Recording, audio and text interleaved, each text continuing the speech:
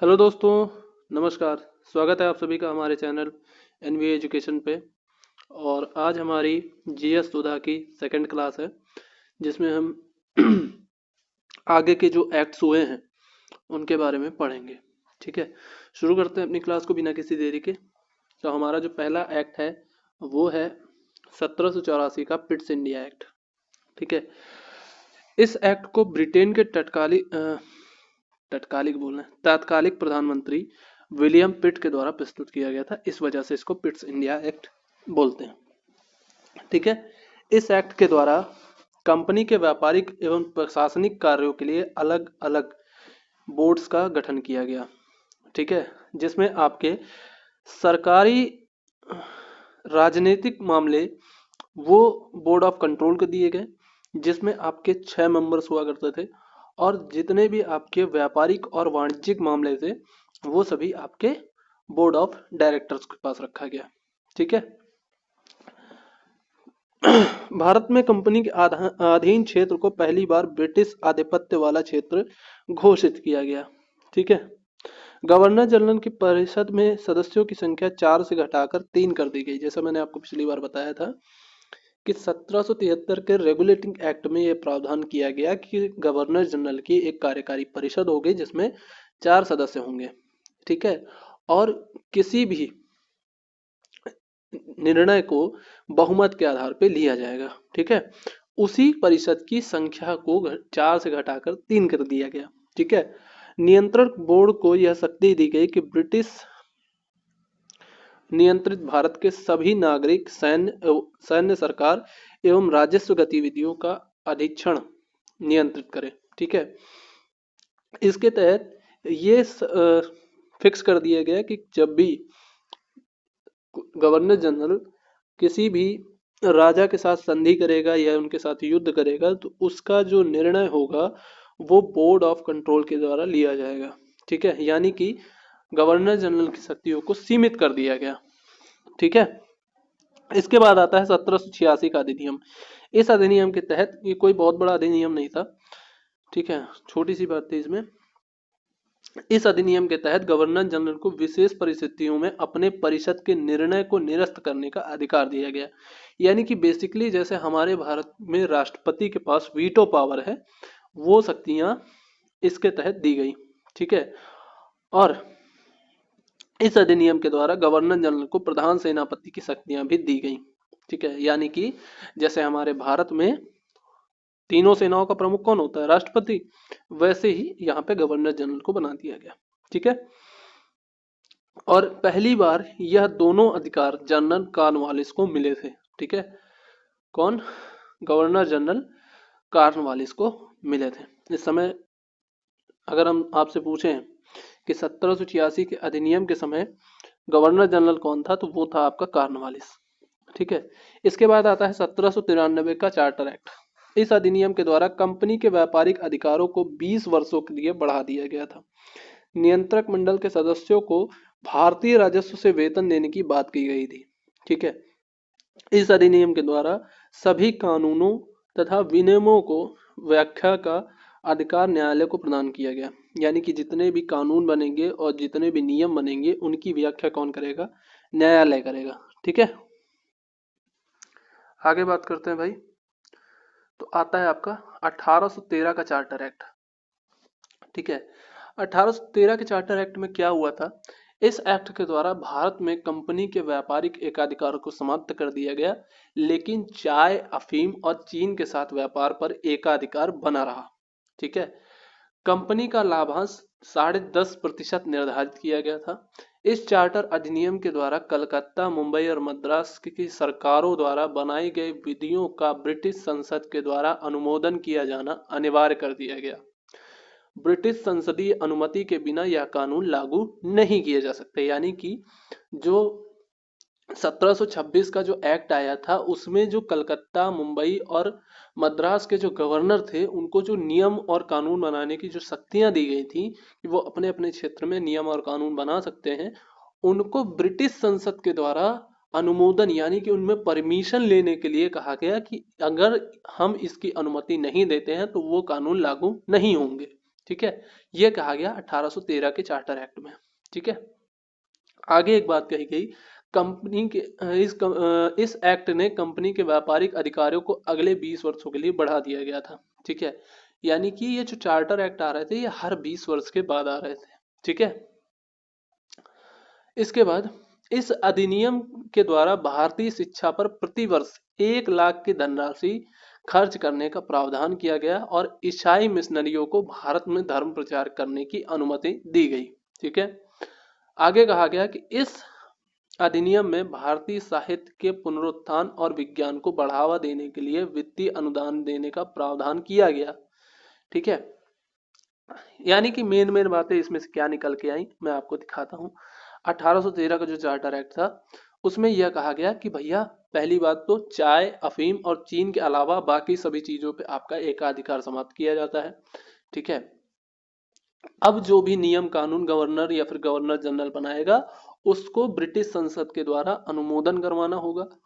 Company के व्यापार को 20 वर्षों के लिए बढ़ा दिया गया, यानी कि जो व्यापार करने की जो परमिशन मिली थी रानी एलिजाबेथ से 1600 में, उसको 20 वर्षों के लिए बढ़ाया गया, लेकिन एकाधिकार समाप्त कर दिया गया। ठीक है, मोनोपोली मैंने आपको बताई थी मोनोपोली क्या होती है, उसको समाप्त कर दिया गया।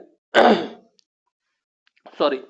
ठीक है, इस अधिनियम के द्वारा भारतीय शिक्षा पर 1 लाख रुपए प्रति वर्ष खर्च करने का प्रावधान किया गया, यानी कि भारतीयों की शिक्षा पर हम 1 लाख रुपए प्रति वर्ष खर्च करेंगे और ईसाई मिशनरियों को भारत आकर धर्म प्रचार करने की छूट दी गई। ठीक है, इसके बाद भारतीय साहित्य का पुनरुत्थान, विज्ञान को बढ़ावा देने के लिए वित्तीय अनुदान का भी प्रावधान किया गया। ये उतनी बात इंपॉर्टेंट नहीं है। ठीक है, इसके बाद आता है 1833 का चार्टर एक्ट। ठीक है, इस यह अधिनियम ब्रिटिश भारत के प्रशासनिक ब्रिटिश भारत के प्रशासनिक केंद्रीकरण की दिशा में एक महत्वपूर्ण स्थान रखता है। ठीक है, 1833 के चार्टर एक्ट के द्वारा बंगाल के गवर्नर जनरल को भारत का गवर्नर जनरल कहा जाने लगा। विलियम बेंटिक भारत का प्रथम गवर्नर जनरल बनता है। ठीक है, इस अधिनियम ने भारत में पहली बार एक ऐसी सरकार का गठन किया जिसका ब्रिटिश कब्जे वाले संपूर्ण भारतीय क्षेत्रफल पर पूर्ण नियंत्रण स्थापित हो गया था। ठीक है, इस अधिनियम के द्वारा बंबई और मद्रास के गवर्नरों की विधायी शक्तियों को समाप्त कर दिया गया। ठीक है, ईस्ट इंडिया कंपनी को पूर्ण रूप से प्रशासनिक निकाय बना दिया गया था। ठीक है, यानी कि अब आप सिर्फ प्रशासन देखो भाई साहब, व्यापार बाकी लोग कर लेंगे। ठीक है, ये कहा गया 1833 के चार्टर एक्ट में। ठीक है, इस अधिनियम ने गवर्नर जनरल को पूरे ब्रिटिश भारत की विधायिका संबंधी असीमित अधिकार प्रदान किए। इसके अंतर्गत सबसे पहले बनाए गए कानून को नियामक कानून और नए कानून के तहत बने कानून को अधिनियम कहा गया। ठीक है, यानी कि जो पहले कानून बनाए जा चुके थे उनको कहा गया नियामक कानून और जो नए कानून बनाए गए उनको अधिनियम कहा गया। ठीक है, अगला है, इस अधिनियम के द्वारा भारतीय सिविल सेवकों के चयन के लिए खुली प्रतियोगिता का आयोजन प्रारंभ करने का प्रयास किया, लेकिन यह प्रयास विफल रहा था। ठीक है, क्योंकि कंपनी ने यह सोचा कि अगर सिविल सर्वेंट आएंगे तो इसमें तो भारतीय भी आएंगे, तो वो हमारी बराबर की कुर्सी पे बैठेंगे, तो इसको विफल कर दिया था। किसने मना कर दिया था? तो ईस्ट इंडिया कंपनी ने इसको मना कर दिया था। ठीक है, इस अधिनियम की धारा 87 में प्रावधान किया गया कि रंग, जाति, धर्म के आधार पे कंपनी की सेवा में भारतीयों को किसी पद, कार्यालय और रोजगार को प्राप्त करने से वंचित नहीं किया जाएगा। यानी कि आपका रंग कोई भी हो, आप काले हो, गोरे हो, कोई मतलब नहीं है, आपकी जाति कोई सी भी हो, आपका धर्म कोई सा भी हो, लेकिन आपको कार्यालय और रोजगार को प्राप्त करने से वंचित नहीं किया जाएगा। लेकिन यह विफल रहा था, इसमें प्रयास किए गए थे। ठीक है, सिविल सेवा के लिए इस अधिनियम ने दास प्रथा को समाप्त करने का प्रयास किया था और 1843 में एलन बरो के द्वारा दास प्रथा को अवैध घोषित कर दिया गया और अंतिम रूप से समाप्त कर दिया गया। दास प्रथा कब समाप्त हुई थी? 1843 में एलन बरो के द्वारा। ठीक है, इस अधिनियम के द्वारा मैकाले को प्रथम विधि सदस्य के रूप में गवर्नर जनरल की परिषद में शामिल किया गया तथा मैकाले की अध्यक्षता में 4 सदस्यीय विधि आयोग का गठन किया गया। कब? 1834 में। ठीक है, कब? 1834 में प्रथम विधि आयोग का गठन किया जाता है, जिसके अध्यक्ष होते हैं मैकाले। ठीक है, और यहीं पे आप ध्यान रखिएगा किस एक्ट के तहत ये किया गया था? तो 1833 का चार्टर एक्ट। ठीक है, फिर आता है 1853 का चार्टर एक्ट। यह अंतिम चार्टर अधिनियम था। भारतीय संवैधानिक निकाय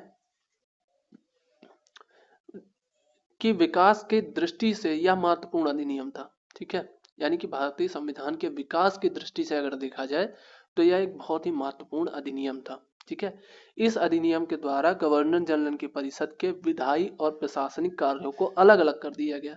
यानी कि नियम अलग परिषद में बनेंगे और प्रशासन यानी कि उसको लागू करवाने का और उसके प्रावधानों को जारी करवाने का काम अलग परिषद में किया जाएगा। ठीक है, गवर्नर जनरल की परिषद में 6 नए सदस्यों को जोड़ा गया, जिसमें 4 का चुनाव बंगाल, मद्रास और मुंबई, इसके अलावा आगरा की स्थानीय प्रांतीय सरकार के द्वारा किया जाएगा।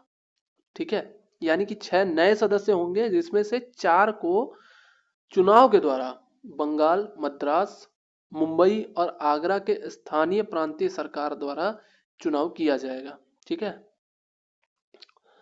इस अधिनियम के द्वारा विधि निर्माण हेतु भारत के लिए अलग से 12 सदस्यीय विधान परिषद का नियुक्ति की गई। ठीक है, अरे यार गले में थोड़ी सी समस्या हो रही है, चलो कोई बात नहीं। ठीक है, आगे बढ़ते हैं। इस अधिनियम के द्वारा सिविल सेवकों की भर्ती के लिए खुली प्रतियोगिता का शुभारंभ किया गया और सिविल सेवा भारतीय नागरिकों के लिए खोल दी गई। इसके लिए 1854 ईस्वी में मैकाले समिति की नियुक्ति की गई थी। ठीक है, वही मैकाले जिसने प्रथम विधि आयोग का गठन किया था। ठीक है, इस अधिनियम के तहत कंपनी के शासन को अनिश्चित काल के लिए बढ़ा दिया गया, लेकिन ब्रिटिश क्राउन के निदेशकों को नामित करने का अधिकार दिया गया। ठीक है, फिर आता है भैया आपका ब्रिटिश ताज का शासन।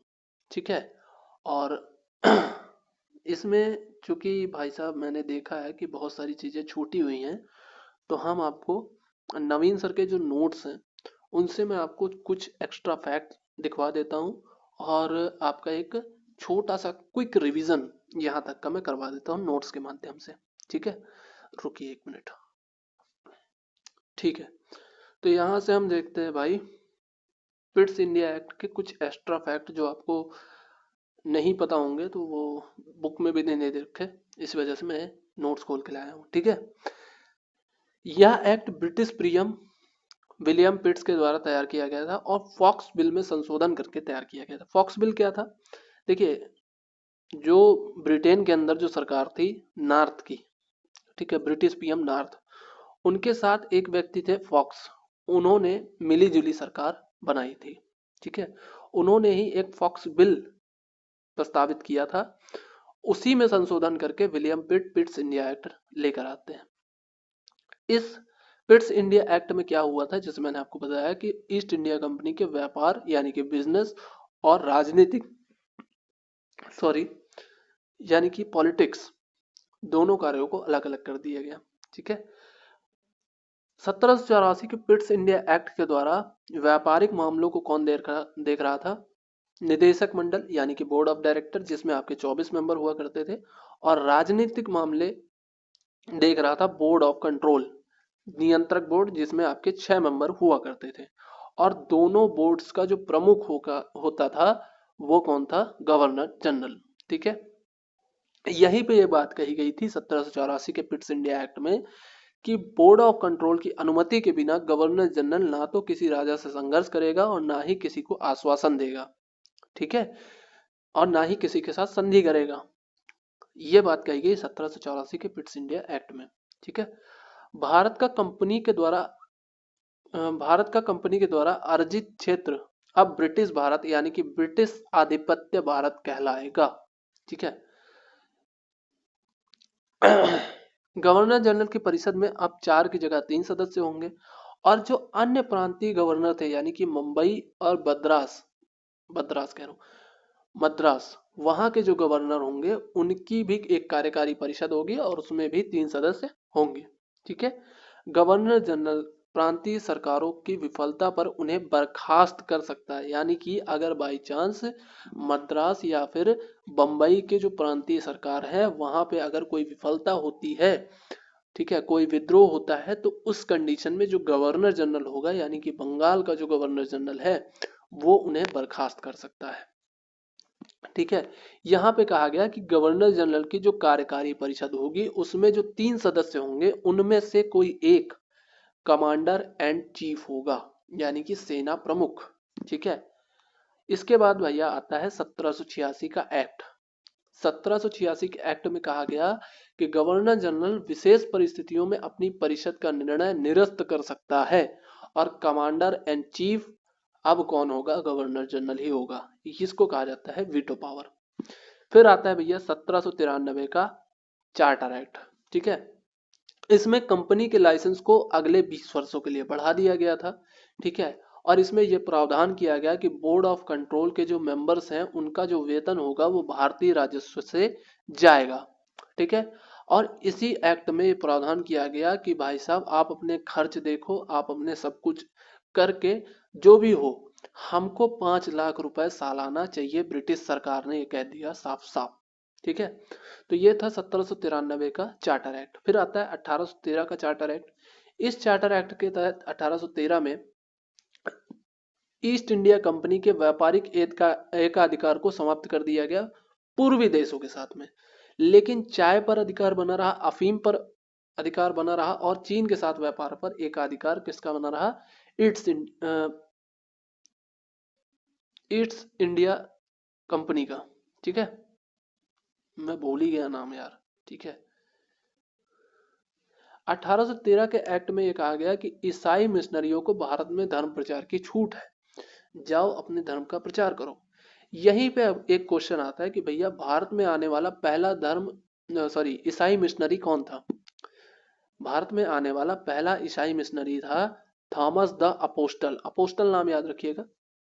ये आया था केरल में, कब, 52 एडी में। ठीक है। 52 एडी मीन्स 52 ईस्वी में ये आया था। ठीक है, केरल में। और भारत में पहली चर्च की स्थापना करता है 52 एडी में ही केरल के अंदर सेंट थॉमस चर्च, यानी कि अपने ही नाम पर सेंट थॉमस चर्च की स्थापना करता है 52 एडी में। ठीक है। और भारत में यूरोपीय शैली की पहली चर्च कौन सी थी, वो थी 1508 में गिसूर केरल के अंदर सेंट फ्रांसिस चर्च। ठीक है, सेंट फ्रांसिस चर्च। इसके बाद 1818 में सेरामपुर मिशन चलाया जाता है वेस्ट बंगाल के अंदर। ठीक है, सेरामपुर मिशन, ये मिशन चलाया जाता है और इसके तहत ही बैप्टिस्ट मिशन कॉलेज की स्थापना की जाती है। बैप्टिस्ट मिशन कॉलेज की स्थापना की जाती है। ठीक है। इसमें बहुत जो आपका 1813 का जो चार्टर एक्ट जारी हो गया था, इसमें कहा गया कि प्रचार की छूट है। एक्चुअली में प्रचार की छूट नहीं थी भाई, ये प्रचार की छूट नहीं थी, इसमें धर्म परिवर्तन की छूट दे दी गई थी कि जाओ आप लोभ दो, आप मारो पीटो कुछ भी करो, लेकिन आप उनका परिवर्तन करो ईसाई धर्म में। ठीक है। ये जो सेरामपुर मिशन था, सेरामपुर मिशन में जो आपका मुख्य बिशप था वो कौन था, वो था कैरी। कौन था, कैरी। और इसके अंदर 2 अन्य पादरी भी थे जो कि थे आपका जोसुआ मार्समैन और विलियम यार्ड। ठीक है, विलियम बार्ड। 1813 के चार्टर एक्ट में 1 लाख रुपए वार्षिक शिक्षा पर खर्च करने के लिए कहा गया था। कहाँ, भारतीयों पर। ठीक है। ये आपके 2011 के सेंसस जो थे उनके तहत जो बताया गया था कि भारत की जनसंख्या में 79.8% हिंदू हैं, 14.2% मुस्लिम हैं और सबसे ज्यादा जो, देखिए, सिख धर्म का जो शुरुआत हुआ था वो भारत में हुआ था। उस समय पाकिस्तान नहीं था भाई। ठीक है, भारत ही था। तो सिख धर्म का भी शुरुआत कहाँ हुआ था, भारत में। बौद्ध धर्म का भारत में, जैन धर्म का भारत में। उस समय नेपाल नहीं हुआ करता था, ठीक है। लेकिन उसके बावजूद जो माइनॉरिटी में जब से सबसे ज्यादा आपके आए मुस्लिम, और मुस्लिम के बाद आए आपके ईसाई 2.3%। बाकी सब बिल्कुल माइनॉरिटी में चले गए, पॉइंट में आ रहे थे, 0.3, 0.2, 0.1 ऐसे। तो ये आप समझ सकते हैं कि 1813 के चार्टर एक्ट द्वारा कितने बल्क में भाई साहब ईसाइयों ने अपना धर्म परिवर्तन करवाया था भारत में, ठीक है। फिर आता है आपका 1833 का चार्टर एक्ट। इस समय कहा गया 1833 के चार्टर एक्ट में कि बंगाल का गवर्नर जनरल अब भारत का गवर्नर जनरल होगा, और इसके तहत विलियम बेंटिक पहला गवर्नर जनरल बनता है, ठीक है। गवर्नर जनरल और उसकी परिषद पूरे भारत के लिए विधि बनाएगी, ठीक है। और प्रांतीय गवर्नरों को विधि बनाने की शक्ति समाप्त कर दी गई, ठीक है। गवर्नर जनरल की परिषद में अब 4 सदस्य होंगे, और चौथा जो सदस्य होगा, ठीक है, यानी कि 4 में से एक सदस्य वो विधि सदस्य होगा, यानी कि जो कानून का ज्ञाता होगा, ठीक है। और ये बनता है सबसे पहले मैकाले। कौन बनता है? मैकाले, ठीक है। इस मैकाले ने ही प्रथम विधि आयोग की स्थापना करी 1834 में, और इसका अध्यक्ष बनता है मैकाले, ठीक है। आईपीसी की नींव रखता है मैकाले, कब? 1860 में। आईपीसी का फुल फॉर्म क्या होता है? इंडियन पीनल कोड, भारतीय दंड संहिता। ये जनवरी 1862 से लागू होता है, और इसमें धाराएं थी 511, और जो आपके भाग थे, टोटल 23 भाग थे इसके अंदर, ठीक है। वर्तमान में इसकी जगह पे कौन आ गया? बीएनएस आ गया, भारतीय न्याय संहिता। इसमें 368 धाराएं हैं, टोटल 20 चैप्टर हैं। कितने चैप्टर हैं? 20 चैप्टर, ठीक है। स्वतंत्र भारत का प्रथम विधि आयोग कौन सा था? तो वो बना था 1955 में। 1955 में इसके जो प्रथम अध्यक्ष थे वो थे मोतीलाल चिनमन लाल सीतलवाड़। इनको एमसी सीतलवाड़ भी कहा जाता है, ठीक है। वर्तमान में 23वां लॉ कमीशन यानी कि 23वां विधि आयोग का गठन किया गया 1 सितंबर 2024 से 31 अगस्त 2027 तक के लिए। कितने सालों के लिए? 3 सालों के लिए। इसके जो वर्तमान अध्यक्ष हैं वो है बीपी सिन्हा। कौन है? बीपी सिन्हा, ठीक है। विधि आयोग का कार्य क्या होता है? कानूनों का आकलन करना। उस समय क्या हुआ करता था? जब ये 1834 में बना था तो उस समय विधि निर्माण करना था, लेकिन इस समय विधि निर्माण चूंकि संसद करती है, तो इसका काम क्या है? इसका काम क्या है? यह कानूनों का आकलन करती है, ठीक है। और विधि एवं न्याय मंत्रालय की सलाहकारी संस्थान है ये, ठीक है। इसके बाद कंपनी का व्यापार पर एकाधिकार पूरी तरीके से समाप्त कर दिया गया, ठीक है। जो अभी तक चाय, अफीम और चीन के साथ व्यापार पर इसका एकाधिकार था उसको भी पूरी तरीके से समाप्त कर दिया गया, और इसको कहा गया कि सिर्फ आप प्रशासनिक मामले देखिए, ठीक है। बाकी सारी चीजें बाकी सारे लोग देख लेंगे, ठीक है। सिविल सेवा में खुली भर्ती का प्रयास किया गया, ठीक है, और इसको कंपनी ने मना कर दिया और ये लागू नहीं हो पाई, ठीक है। यहीं पे दास प्रथा का उन्मूलन होता है एलेनबरो के द्वारा 1843 में, ठीक है। बंगाल में बंगाल में दास निर्यात पर रोक लगाई गई थी 1789 में, ठीक है, 1789 में। फिर आता है 1853 का चार्टर एक्ट।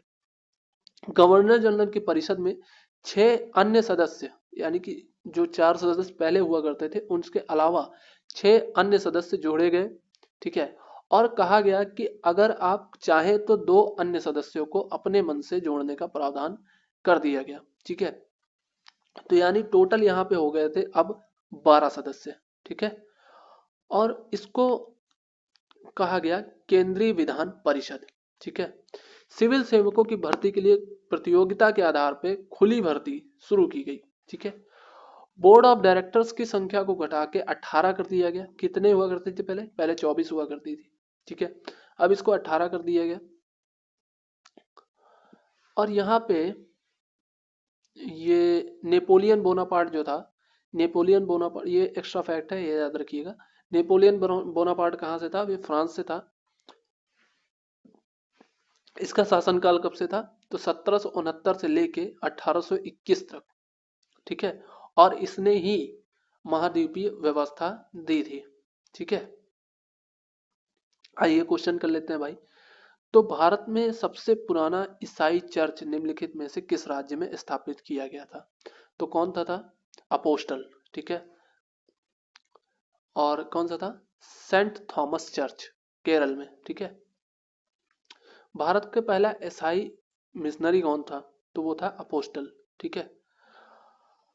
निम्नलिखित में से कौन सा सेरामपुर मिशन से संबंधित था? तो विलियम कैरी आपका अध्यक्ष था, और इसके अलावा था मॉर्समैन और विलियम वार्ड। ठीक है। ईसाई मिशनरियों को किस चार्टर अधिनियम के द्वारा भारत में ईसाई धर्म का प्रचार करने की अनुमति दी गई थी? तो ये 1813 के चार्टर एक्ट के द्वारा था। ईसाई मिशनरियों ने 1818 में बैप्टिस्ट मिशन कॉलेज की स्थापना की थी, किस मिशन के तहत? तो श्री रामपुर मिशन, वेस्ट बंगाल के तहत। ठीक है। पिट्स इंडिया अधिनियम किस वर्ष पारित किया गया था? तो 1784 में। ठीक है। 7वां क्वेश्चन है, निम्नलिखित में से किस अधिनियम ने भारत में ब्रिटिश सरकार और ईस्ट इंडिया कंपनी के द्वारा नियंत्रण की दोहरी प्रणाली स्टार्ट की थी? तो भैया दोहरी प्रणाली का मतलब कि नियंत्रण अलग अलग है ना, तो board of control, board of directors, Pitt's India act 1784। ठीक है। ब्रिटिश भारत के निम्नलिखित में से किस अधिनियम में दिए गए कथन संबंधित हैं? ठीक है। तो भारत में कंपनी के क्षेत्र को ब्रिटिश आधिपत्य कहा गया, सही बात है। और आक्रामक युद्धों और संधियों पर एक सामान्य निषेध रखा गया। तो ये है आपका 1784 का पिट्स इंडिया अधिनियम। ठीक है। तो ये थी भाई साहब आपकी दूसरी क्लास। ठीक है। मैं कोशिश कर रहा हूँ कि दूसरी यानी कि जो मैंने 2 क्लासों का वादा किया है, दूसरी क्लास जल्द से जल्द रिकॉर्ड की जाए और आपको अवेलेबल कराई जाए। ठीक है। तब तक के लिए ख्याल रखिए अपना, और तैयारी में लगे रहिए, सफलता जरूर मिलेगी। ठीक है। हम होंगे कामयाब, अपने लिए रोज कहा करिए। धन्यवाद।